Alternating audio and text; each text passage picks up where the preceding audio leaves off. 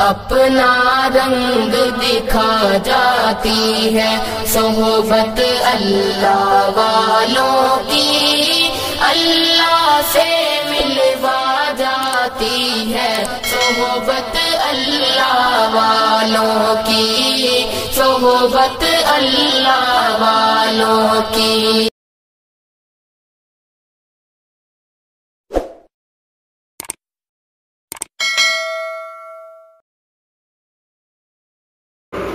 قال النبی صلی اللہ علیہ وسلم لکل داء دواء او کما قال علیہ السلام۔ اللہ پاک نے اپنی حکمت سے صحت اور بیماری کا سلسلہ رکھا ہے۔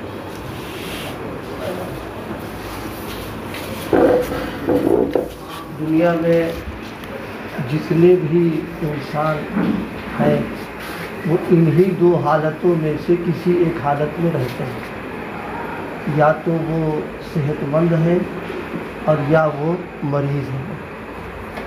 طبی اعتبار سے انسان کا جو جسم ہے وہ 4 چیزوں سے تیار کیا گیا ہے۔ ان 4 چیزوں میں سودا، صفرا، خون، بلغم، یہ 4 بنیادی چیزیں ہیں جس سے انسان کا جسم تیار ہوا۔ اگر ان 4 چیزوں میں اعتدال ہے تو صحت مند ہے، اور اگر ان میں جہاں کمی بیشی ہو گئی، کوئی گھٹ گیا، بڑھ گیا، بیماری کا سلسلہ شروع ہو جائے۔ تو یہ اللہ کا ایک نظام ہے صحت کا اور بیماری کے سلسلے میں۔ اور اسی کے ساتھ ایک بات یہ بھی ہے، صحت بھی اللہ کی نعمت ہے اور بیماری بھی اللہ کی نعمت ہے۔ عام طور پر ہم لوگ بیماری کو نعمت نہیں سمجھتے ہیں، نہ بیماری کے نعمت ہونے کا احساس ہوتا ہے، لیکن حقیقت یہ ہے صحت بھی جس طرح اللہ کی نعمت ہے اسی طرح بیماری بھی اللہ کی ایک نعمت ہے۔ اس وقت موقع نہیں اس موضوع پر عرض کرنے کا، صرف یہ عرض کرنا ہے کہ بیماری کا جب نظام اللہ نے رکھا تو اللہ کے پیغمبر علیہ السلام نے فرمایا لکل داء دواء۔ اللہ پاک نے جہاں بیماری رکھی اس بیماری کا علاج اور اس کی دوا بھی اللہ نے رکھی ہے۔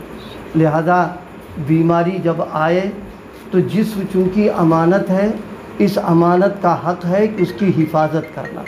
جب حفاظت حق ہے تو پھر بیماری میں علاج کرانا، دوا کرانا، تدبیر کرنا، پرہیز کرنا، یہ سب شریعت میں نہ صرف یہ کہ پسندیدہ ہے بلکہ مطلوب ہے اور اس کا حکم دیا گیا ہے۔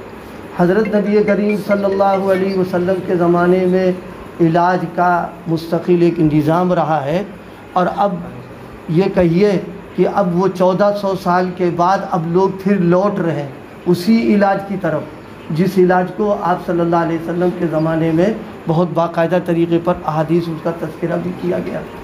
اسی کے ساتھ ایک بات یہ بھی ہے،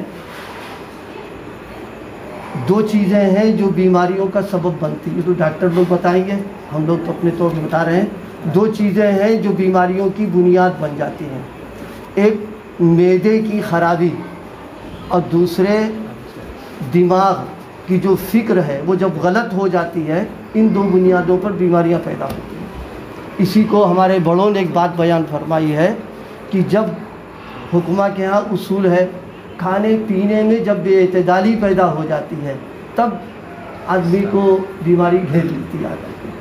بنیادی طور پر کھانے کا اصول یہ ہے کہ جب رغبت ہو، اشتہا ہو، خواہش ہو تب کھانا کھائے، معمول کے اعتبار سے نہ کھائے بلکہ رغبت پر کھانا کھانا چاہیے۔ مثال طور پر ہمارا ایک بنا ہوا ہے کہ صاحب عشاء بعد کھانا کھانا، بھوک نہیں لگی تو بھی کھا رہے ہیں، کھا رہے اور لگ گئی تو بھی کھا لے رہے ہیں، یہ ہے بیماری کی بنیاد۔ لیکن اگر آدمی کو اشتہا ہے، خواہش ہے تو کھا لے اور نہیں ہے تو نہ کھائے۔ اسی کے ساتھ حدیث میں بات یہ بھی فرمائی گئی کہ بھوک تھوڑی باقی رہے تو چھوڑ دو، یہ نہیں کہ دسترخوان میں عمدہ غذا کہیں تو گھسیٹے چلے جا رہے ہیں بابا، تو فرمائی بیماری آ جائے گی اس میں۔ تو معدے کی اصل میں استعمال غلط جب ہوتا تو بیماری آتی۔ ایک واقعہ لکھا ہوا ہے تاریخ میں کہ عربوں میں باقاعدہ طریقے پر دوا خانے وغیرہ کا مستقل نظام نہیں تھا، تو ایک حکیم آئے تو بہت دنوں تک رہے، کوئی مریض ہی نہیں آیا۔ ان کو بہت تعجب ہوا، تو انہوں نے طے کر لیا کہ اب یہاں سے جانا ہے۔ انہوں نے معلومات کی کہ بھئی یہاں مریض کوئی نہیں ہے، تب انہوں نے بتایا کہ حضرت نبی کریم صلی اللہ علیہ وسلم نے ایک اصول بیان کیا کہ جب رغبت ہو، اشتہا تو کھاؤ، اور تھوڑا بہت باقی رہ جائے تو رک جاؤ۔ تو اس نے کہا یہاں ضرورت ہی نہیں علاج کی ہے، اس لیے کہ بیماری تو اسی بنیاد پر آتی ہے کہ بھوک سے اشتہا سے زیادہ کھا لینا، یا اشتہا نہیں ہے لیکن اب دسترخوان ہے تو جی نہیں ماننا، چلو کھا لیا جائے، تو ابھی بیماری کا سبب بن جائے۔ بہرحال یہ صحت و بیماری اللہ کا ایک نظام ہے۔ اللہ پاک کی توفیق سے اس وقت میں دواخانہ شروع ہوا ہے۔ اللہ پاک شفا نصیب فرمائے، مریضوں کا رجوع نصیب فرمائے، اور صرف انسانیت کی خدمت کی نیت سے کام کرنا، یہ ہے اصل بنیاد۔ پیسہ تو وہ دے گا، لینے کا ایک طریقہ ہے، صحیح طریقے پر لے لے یا غلط طریقے پر، جیسی نیت ہوگی ویسا کر دے گا۔ ہمارے سب کے سرپرست حضرت حکیم کلیم اللہ صاحب دامت برکاتہم خود اپنے بارے میں کہتے ہیں، کسی دن ایسا ہوتا ہے کہ بارش ہے اور موسم سازگار نہیں ہے، ایک بھی مریض نہیں ہے، بس اللہ کا نام لے کے جا کے بیٹھ جاتے ہیں اور تلاوت شروع کر دیتے ہیں۔ اتنے مریضوں کا آنا شروع ہو جاتا ہے کہ پوچھئے نہیں، اس لیے کہ نیت اندر سے خدمت کی ہے، تو ظاہر ہے جب نیت خدمت کی ہے تو اللہ پاک پھر جیسی نیت ہوتی ہے ویسے معاملات بھی کر دیتا ہے۔ کمائی تو ملے گی، لیکن یہ اگر نیت صحیح ہو جائے تو ڈبل فائدہ ہو جائے گا، ایک تو خدمت کا ثواب ملے گا اور اسی کے ساتھ اللہ پاک روزی کا انتظام بھی کرے گا۔ ہم سب دعا مل کر کے کریں، اللہ پاک خیر نصیب فرمائے، برکت نصیب فرمائے، اصل اللہ شفا عطا فرما دے اور مریضوں کو رجوع اللہ پاک عطا فرما دے۔